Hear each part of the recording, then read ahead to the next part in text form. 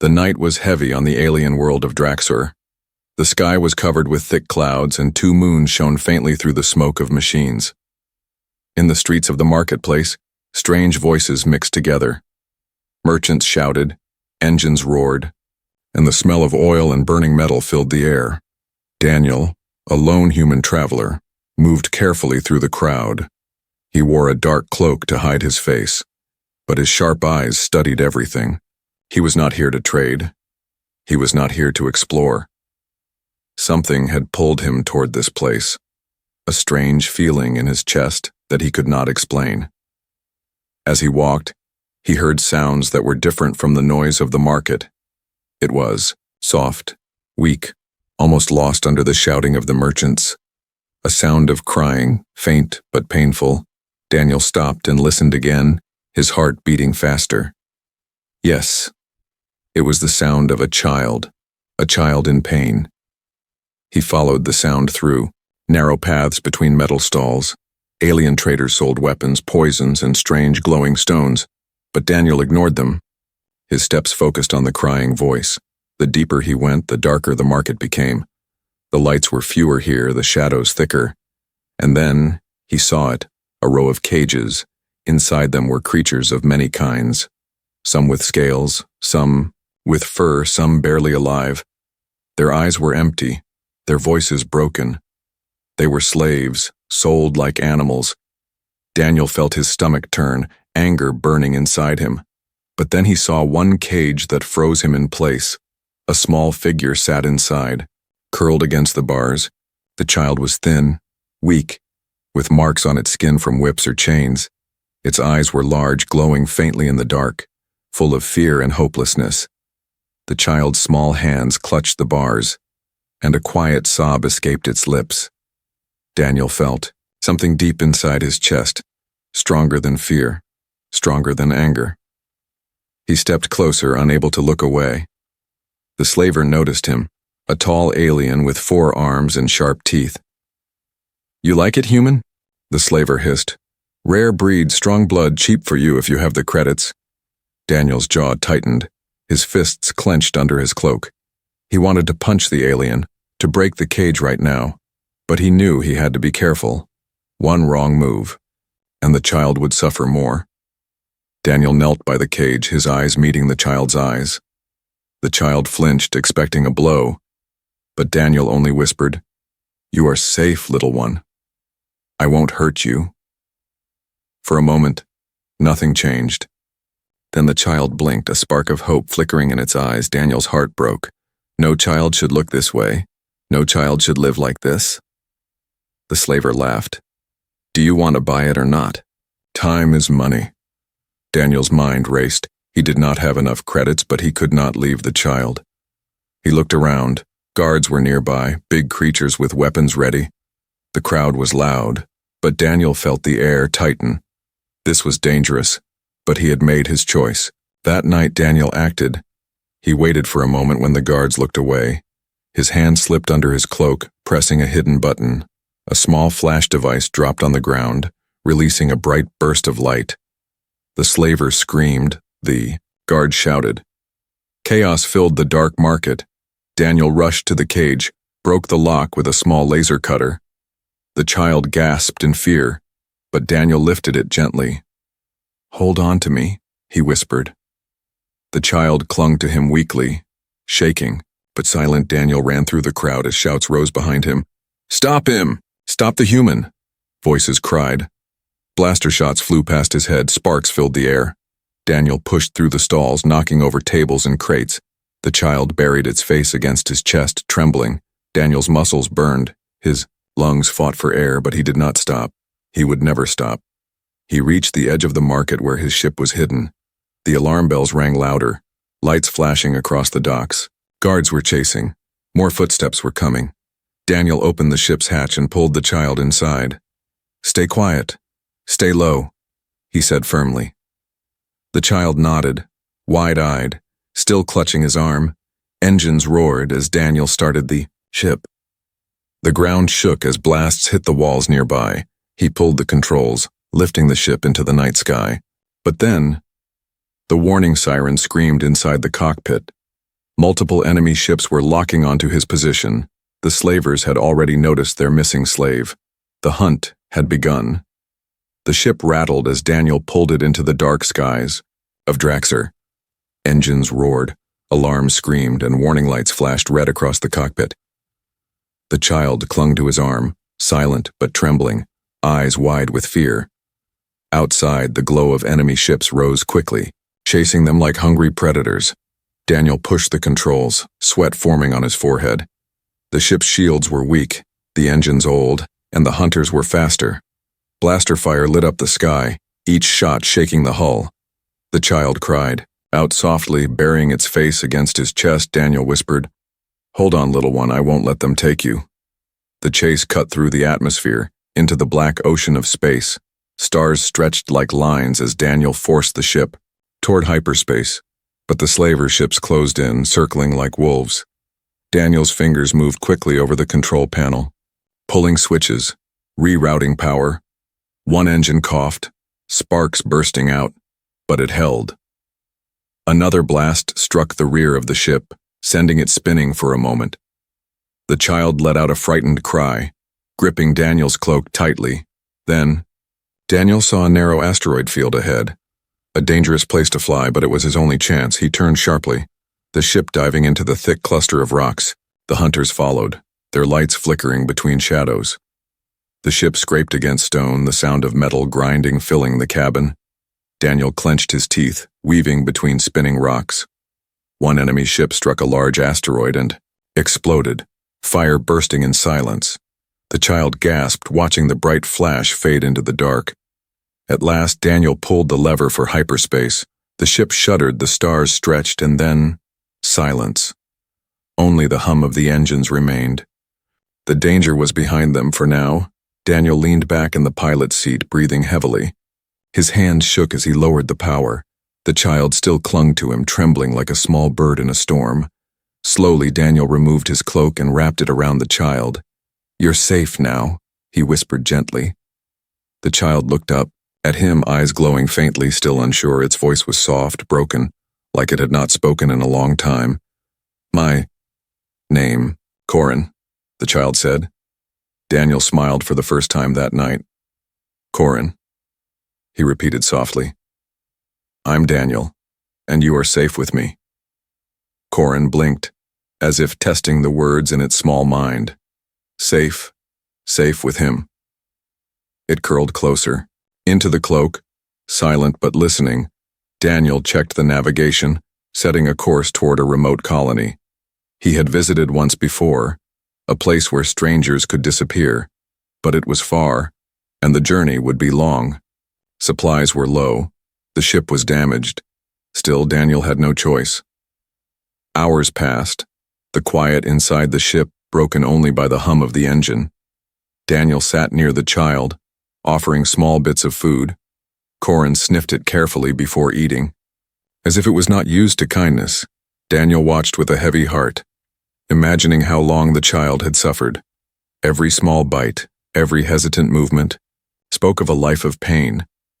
But now, Daniel thought, things would be different. No one would touch this child again, not while he lived. When Corin finally fell asleep, Daniel covered it more gently with the cloak. He watched the small chest rise and fall, fragile but alive. Memories of Earth flashed in his mind, of families, of children laughing. He thought of how far he was from home, and how strange his life had become. Yet holding this child felt right, like destiny had brought them together. But peace did not last long. The ship's console beeped, pulling Daniel's eyes to the screen. A signal flashed. A bounty had been placed. Corin was not just any slave, it was marked as valuable property. Slavers across the sector would come for them now. Daniel felt his jaw tighten. He whispered to himself, "Then let them come. I won't let them take you." Later. Corin woke, eyes heavy but curious. Daniel showed him the stars from the window. "See that one?" he said, pointing. "That is Vega, a bright star humans love to watch."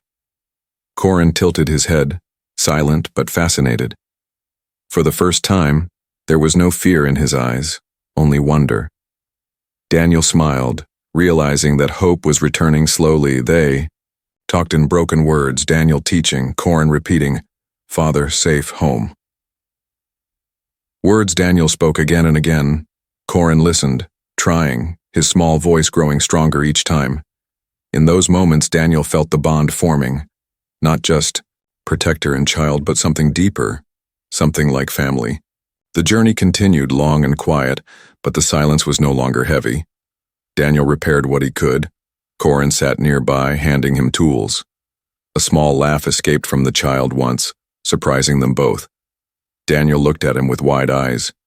"You can laugh?" he asked softly. Corin nodded shyly, the corners of his lips curling for the first time. Daniel felt warmth in his chest, a light breaking through the darkness. But as the colony's distant signal finally appeared on the scanner, the console, alarmed again, an incoming message burned across the screen. Daniel read it, his face darkening. A warning had reached the colony before him. Bounty hunters were already searching for the missing child.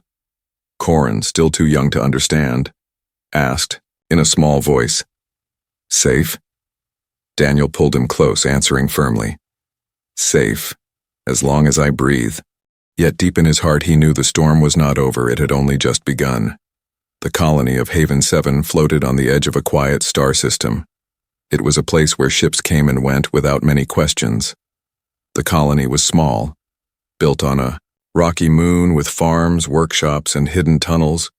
Many who lived there were outcasts, refugees, or wanderers who wanted to disappear. For Daniel, it was the perfect place to hide, at least for now. His ship landed on the dusty port, engines coughing one last time before shutting down. Corin clutched his cloak tightly, eyes wide as the hatch opened. For the first time since his rescue, the child saw freedom. No cages, no chains, no slavers shouting. Instead, there was open sky, fresh air, and people moving about in peace.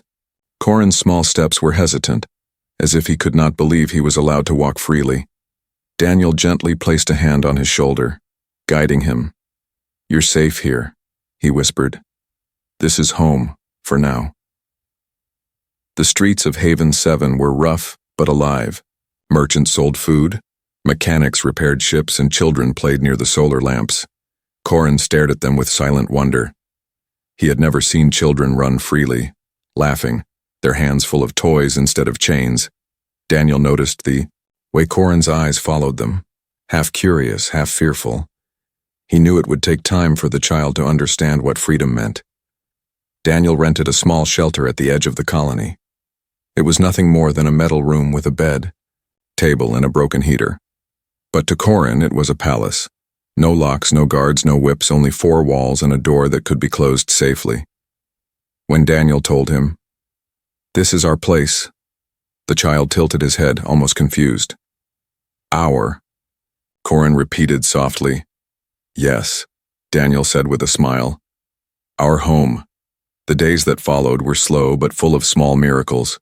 Daniel cooked simple meals, teaching Corin how to eat properly. At first, Corin grabbed food as if someone would steal it. But after days of patience, he learned to sit, to chew slowly, to enjoy. Daniel found scraps of paper and showed him letters, teaching him simple words. Corin's voice grew stronger each day, though still soft. One night, when Daniel pointed to himself and asked, "Who am I?" Corin answered clearly, "Daniel." And when Daniel pointed to him, the child placed a hand on his chest and said, "Corin." Daniel felt warmth flood his chest. Progress, trust, hope. But shadows still lingered in the child's mind. Some nights Corin woke screaming from nightmares, his small body shaking, his eyes wide with terror. Daniel rushed to his side each time, holding him close, whispering, "No chains, no cages. You're free. You're safe with me." Corin would cling to him until sleep returned, and each time, Daniel swore silently he would never allow the child to be taken again. In the daylight, Corin began to explore the colony slowly, always holding Daniel's hand. He saw the fields where alien farmers grew crops. He watched workers repairing damaged ships, sparks flying in the air. He even dared to play near the lampposts with other children, though shyly. The other kids stared at him at first, his glowing eyes and fragile frame strange to them. But one offered him a small carved toy, and Corin accepted it with trembling hands. Daniel watched from a distance, his chest tight with emotion. The boy who once lived in chains was now laughing, even if only for a moment, yet peace never lasts forever. One evening, as Daniel walked through the marketplace, he noticed a group of strangers. They were not merchants nor colonists. Their eyes were sharp, their armor too clean, their weapons hidden but ready. Bounty hunters. Daniel's blood ran cold. He returned home quickly, locking the door, his face serious. Corin sensed the fear and asked softly, "Danger?" Daniel nodded, pulling the child close. "Yes, but I will keep you safe." That night, Daniel sat awake thinking. The colony was good, the people kind, but news traveled fast. The hunters would not stop. Corin was still marked as property. And to the galaxy, Daniel was now a thief, a criminal. But when he looked at the sleeping child beside him, he knew there was no turning back. This was not about laws. This was about family. The next morning, Daniel sought out an old friend in the colony, a mechanic named Riva. Riva was a broad-shouldered woman with scars across her face. When she saw Corin, her hard eyes softened. She listened to Daniel's story in silence, then shook her head. "You've made enemies, Daniel," she said. "Powerful ones." "I know," he answered, "but I can't give him up." Riva sighed, then placed a hand on his shoulder. "Then you'll need more than luck." With her help, Daniel began repairing his ship. Corin stayed close, handing him tools, his small hands steady now. Sometimes he asked questions, curious about wires and lights. Sometimes he only sat and watched, eyes glowing with trust. Every moment reminded Daniel that Corin was no longer just a child he rescued. He was family. But just as the repairs neared completion, alarms rang across the colony. A voice echoed through the streets, cold and sharp. "Attention, citizens of Haven 7, a human fugitive is among you. He carries stolen property, a child. Return them at once and you will not be harmed." Daniel froze, his heart pounding. Corin's small hand slipped into his, trembling. "Daniel?" the child whispered, his voice breaking. Daniel tightened his grip and whispered back, "Don't be afraid, Corin, they will not take you, not while I live." And as the colony stirred in fear, Daniel knew the time for running was almost over. The hunters had come, and soon the slaver master himself would follow. The morning sun rose over Haven 7, but the air was heavy with fear. The announcement from the night before still echoed in the minds of every colonist. Bounty hunters had arrived, and they were searching for a human man and a strange alien child. Daniel knew there was no more time to pretend, no more time to hide. The hunters would not leave until they found them. Corin sat quietly at the edge of the bed, clutching the small wooden toy another child had given him. His glowing eyes looked at Daniel with fear but also with trust. "Are they coming?" he asked in a trembling voice. Daniel nodded slowly, his jaw tight. "Yes, they are coming," he said, "but we will not let them win." Outside, the sound of boots on metal echoed through the colony streets. The hunters walked in groups, their armor shining under the morning light. They questioned shopkeepers, searched stalls, and scanned faces with glowing devices. Some colonists looked away in silence, afraid to get involved. Others whispered in anger, unhappy that outsiders were bringing danger to their home. Daniel knew he needed a plan. Running again would only delay the chase. Hiding would only put the colony at risk. He had to find a way to escape without being cornered. He checked the repairs Riva had helped him finish. The ship was nearly ready, but not strong enough for a direct fight. If the hunters blocked the port, they were trapped. Suddenly, a knock rattled the door. Daniel grabbed his blaster, motioning for Corin to stay silent. The door creaked open and Riva stepped inside quickly, shutting it behind her. Her face was grim, her voice low. "They're asking questions about you, Daniel. They know you're here." Daniel's eyes narrowed. "Then we have little time." Riva looked at Corin, who shrank behind Daniel's arm. Her eyes softened. "You were right to save him, but the hunters don't care. They only see credits." Before Daniel could answer, a loud crash shook the building. The hunters had forced their way into the colony square. From the window, Daniel saw them drag a colonist forward, demanding answers. The man shouted in protest, but a strike from a rifle silenced him. Daniel's fists clenched, fury boiling inside him. He could not allow innocent people to be hurt because of him. He turned to Corin, kneeling so their eyes met. "You must stay close to me no matter what happens," Daniel said firmly. Corin nodded, though his small hands trembled. Daniel placed the wooden toy into his palm and whispered, "Hold this and remember, you are not property, you are free." The hunters began moving door to door, their voices sharp, their scanners glowing. Riva cursed under her breath. "They'll be here in seconds." Daniel gripped his blaster, his heart steady. This was no longer just about hiding. If he wanted to protect Corin, he had to fight. The door burst open and 3 hunters stepped inside. Their eyes scanned the room, landing on Daniel and the child. "There he is," one growled, raising his weapon. But Daniel was faster. A bright blast filled the air, striking the hunter's chest and throwing him back. The others shouted, firing wildly. Daniel pulled Corin behind the table, returning fire with sharp precision. The room filled with smoke and sparks, metal walls shaking from the impact. Riva grabbed a wrench from her belt and struck one hunter across the head. The man fell, his helmet cracking against the floor. The last hunter tried to grab Corin, reaching with armored hands, but Daniel surged forward, tackling him with raw strength.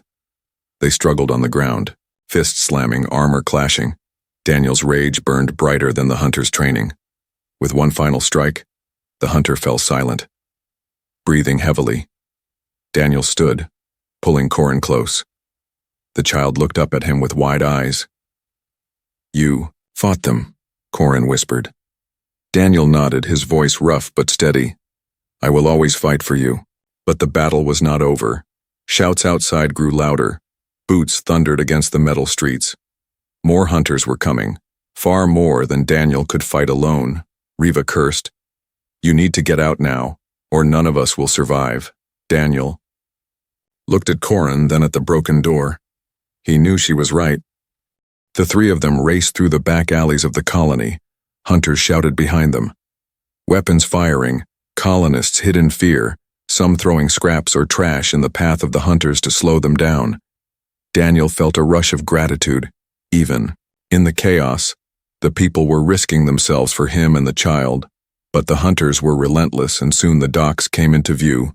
Ships stood waiting, including Daniel's patched vessel. Smoke still rose from its hull, but it was their only hope. As they ran, Corin stumbled, falling to his knees. Daniel scooped him up without slowing, his muscles burning. Blasts struck the ground around them, sparks flying. One shot grazed Daniel's arm, searing pain shooting through him. But he did not stop, his grip on Corin tighter than ever. They reached the ship, Riva pulling the hatch open. "Go," she shouted, covering them with stolen rifles. Daniel climbed inside with Corin rushing to the cockpit. Engines roared to life, shaking the ground. Hunters surrounded the docks, weapons raised, but Daniel pulled the controls, lifting the ship. Upward, shots exploded against the hull, alarms screaming. Corin clung to him, whispering, "Safe?" Daniel looked down at him, sweat dripping, voice steady. "Safe. As long as I'm here." The ship tore through the atmosphere, leaving the colony behind. But on the scanner, a new signal appeared. A larger vessel, darker and heavier. Then, the hunters had entered the system. Daniel's blood ran cold as he read the code. It was not just hunters anymore. The slaver master himself had arrived. The stars outside were calm, but inside the ship, tension was thick. Daniel's hands gripped the controls, his wounded arm burning with pain. Beside him, Corin sat silent, his glowing eyes fixed on the scanner. The screen showed the dark shape of the slaver master's ship, massive and merciless, blocking their path. Daniel's heart pounded. He knew they could not fight such a ship. The hunters were dangerous, but this was different. The slaver master was ruthless, and he would not stop until Corin was back in chains. Daniel whispered to himself, "What do I do?" His mind turned with possibilities. Run, hide, surrender. Fight. None of them seemed enough. Corin tugged at his sleeve gently. Daniel, the child whispered, why do they chase us? Daniel turned, his voice heavy. Because they believe they own you, Corin. They think you are property. The child's eyes lowered, tears shining. Am I property? Daniel knelt in front of him, gripping his small shoulders, his voice fierce. No, you are not. You are free. You are mine now. Part of me. Part of family. The word family made Corin pause, his lips trembling. He repeated it, softly as if testing its meaning. Family. For a moment his eyes lit with warmth, but then the ship shook as enemy signals locked onto them. Daniel rushed back to the controls, blood pumping through his veins like fire. Riva's voice crackled through the comm device. She had stayed behind to delay the hunters on Haven 7. Daniel, she said, her voice strained. You cannot outrun him forever. The Master wants the child, and he will burn entire colonies to get him. Daniel's jaw tightened, anger rising. Then let him burn me instead, because I will never give the boy to him. Riva was silent for a moment. Then, whispered, then you've already made your choice. Hours passed in tense silence as Daniel guided the ship through quiet sectors. He tried to mask their signal, turning off power, hiding among drifting rocks. But every time he thought they were safe, the slavers' signal returned, closer than before. It was as if the Master could sense them hunting with more than machines. Corin began to notice it too. At times he clutched his head, whispering that he could feel the hunters. Daniel grew concerned, asking, What do you mean? Feel? Corin explained slowly in broken words that sometimes he could hear whispers, see shadows in his mind. He could sense danger before it came, as if a hidden power was awakening inside him. Daniel realized then that Corin's species had abilities. Abilities the slavers wanted to control. That was why he was called valuable property, not just another child. One night, while the ship drifted in silence, Corin sat beside Daniel. He placed his small, glowing hand on Daniel's injured arm. A warmth spread through the wound, easing the pain. Daniel looked at him in shock. You healed me, he whispered. Corin looked down shyly. I tried. I wanted you safe. Daniel pulled him into a tight embrace, his voice breaking. You are more than they know, more than they will ever understand. But with this knowledge came a heavier truth. If the slaver master captured Corin, his powers would be twisted, used for cruelty. The galaxy would suffer, not just the child.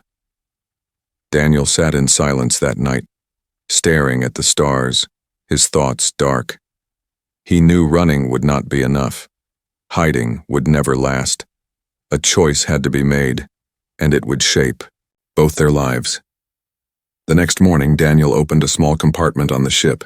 Inside was a folded piece of paper. Old, fragile, from Earth. It was an adoption certificate, once used by human colonies to give children a legal family.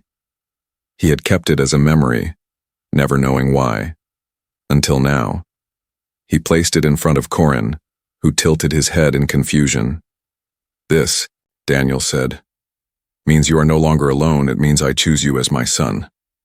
Corin's eyes widened, his lips parting in disbelief. Son? He repeated softly. Yes, Daniel said, his voice steady. Not slave, not property, not lost, but son. The child's small hands shook as he touched the paper. Tears welled in his eyes, running down his cheeks silently. And for the first time since Daniel had found him, Corin smiled without fear. Family, he whispered again, stronger this time. I am family. The moment was pure, but danger was never far. The console beeped violently, alarms flashing red. The slaver master's ship had found them again, this time closer than ever. A message appeared on the screen, a deep voice echoing through the cabin. Human, you have stolen from me. Surrender, the child, and I will let you live. Daniel stared at the screen, rage burning in his chest.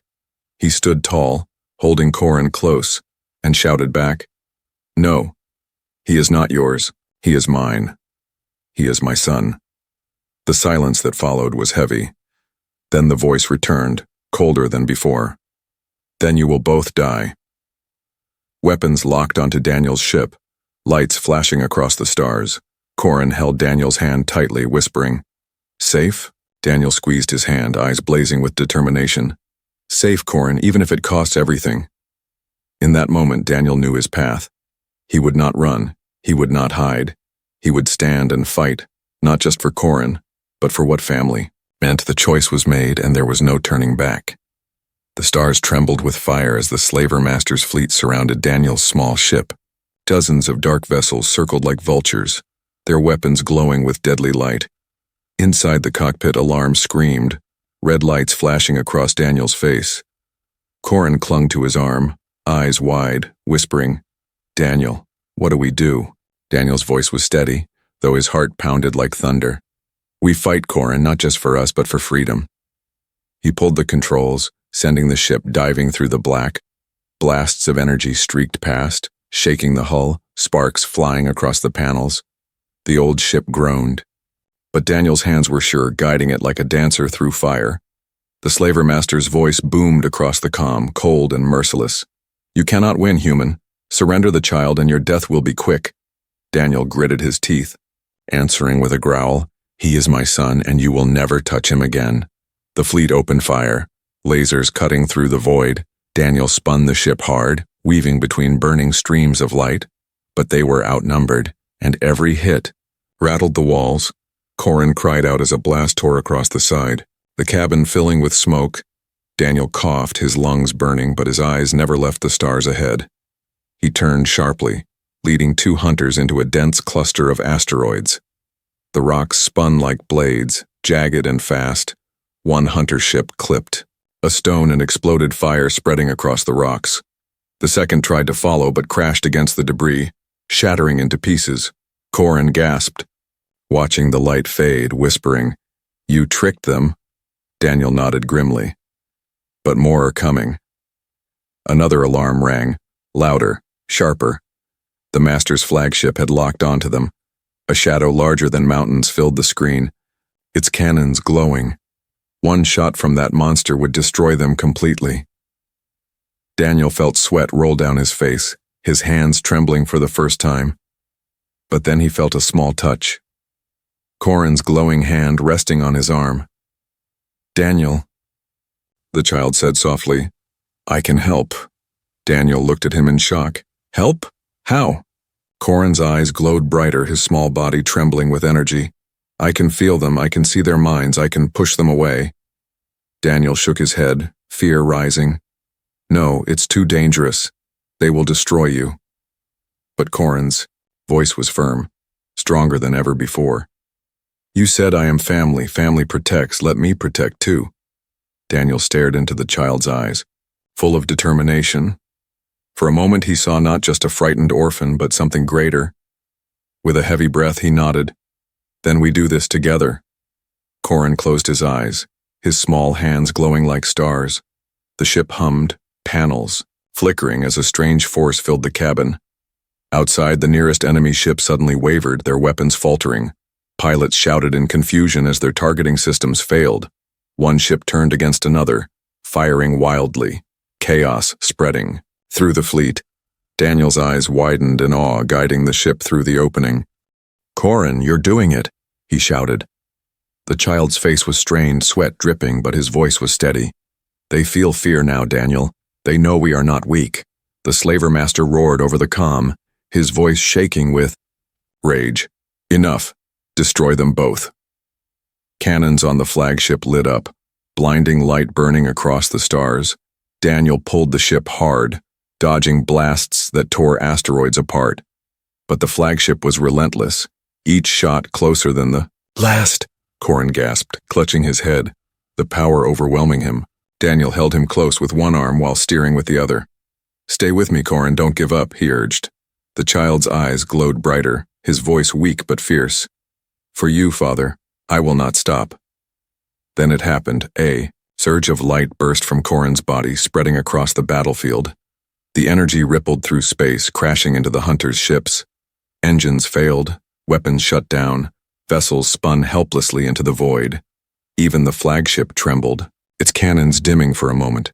Daniel seized the chance, pulling the ship into a sharp dive beneath its shadow. He fired every last missile, every burst of power the old ship had left. The flagship shook with explosions, fire spilling across. Its hull, the battlefield, went silent. Broken ships drifting, the slavers' fleet scattered. Inside the cockpit, Daniel held Corin tightly, the child weak but smiling. "You did it," Daniel whispered, his voice breaking. "You saved us all." Corin's eyes closed slowly, exhaustion pulling him under, but before sleep claimed him, he whispered one word: "Father." Tears filled Daniel's eyes as he held the child close. That single word was worth every scar, every battle, every risk. Outside, the wreckage of the fleet floated, a reminder of their victory. But Daniel knew this was not the end. The slaver master would survive, and he would come again. Still, in that moment, all Daniel felt was pride and love.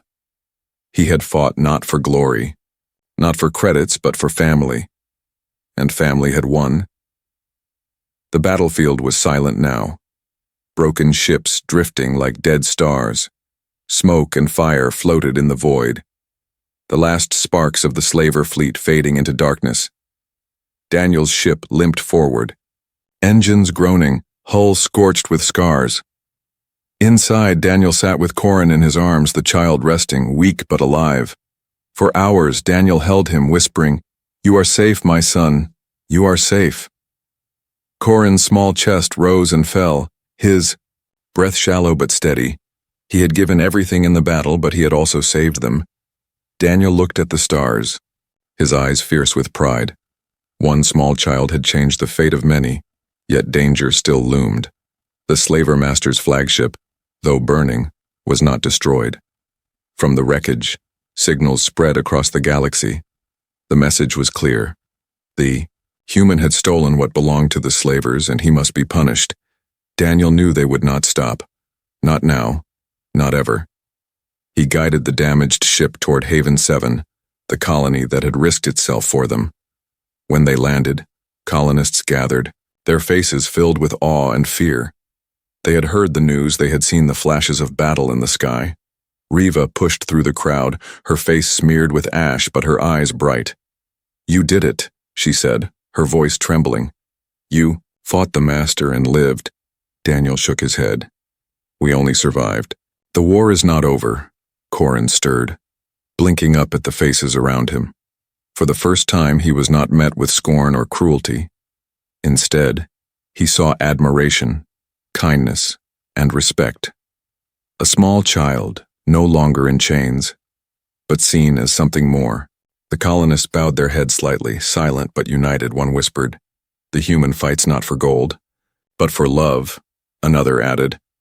"Perhaps humans are different. Perhaps they are stronger in ways we do not understand." Word spread quickly across nearby systems, stories of the human who defied slavers, who adopted a child not of his blood, stories of a bond stronger than law, stronger than fear. Some laughed at the tale, calling it foolish, but others listened, their hearts stirred by the thought that maybe humans were unique, that maybe love was their greatest weapon. Days later, officials from the Galactic Council arrived. Their sleek ship descended on Haven 7, bringing soldiers and lawkeepers. The colony gathered nervously, whispers running through the crowd. Would Daniel be arrested as a criminal, punished for stealing property, or would his story finally be heard? The council leader, a tall being of silver skin and cold eyes, stood before Daniel. "You are accused of theft," he said sharply. "You took what belongs to the Guild of Slavers."